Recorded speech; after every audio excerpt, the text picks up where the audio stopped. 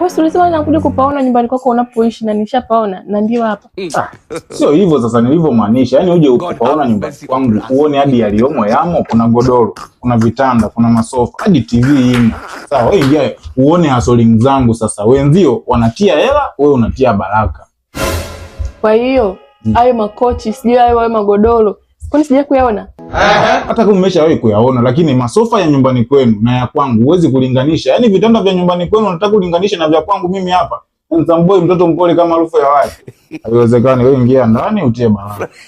Nikiingia ndani na nikiingia ndani na kitu kinaenda kutokea na sipo taarifa hicho kitu. Sasa hicho unachokiwaza akilini kwako kwamba kinaenda kutokea. Hicho kweli ndio kinachoenda kutokea.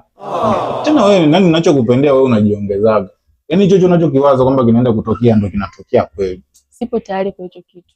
Siko sawa. Kwa nini sasa yani? Wakati hivyo vitu vina baraka na vina faida kabisa. Hakuna faida ya kufanya hivyo vitu. Faida ipo. Faida ya kwanza, ukifanya hicho kitu unakuwa na akili timamu, yaani unakuwa na akili nyingi, afu unakuwa mzuri.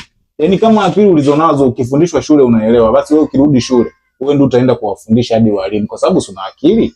Mbona acheki? Hapa sina akili. Hapa sio mzuri. Sasa unapomaanisha sasa ni vitu viwili tofauti. Sina maana kwamba hauna akili.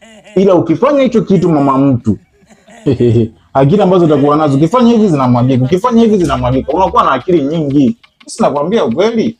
Hebu acha kuzunguka bwana. Wewe uniambie tu bwana, mimi yangu mimi nimebanwa. Tuingie ndani tumakamalizane. Au sio? Asa mambo ya kuzunguka sija akili zinatokea. Basi sikia, mama mtu nisaidie basi mimi mzee nimebanwa, naomba unikomboe. Mbana na nini? Bado tena unarudi tena kule. Mimi nimelialia, nimetuma na huyu.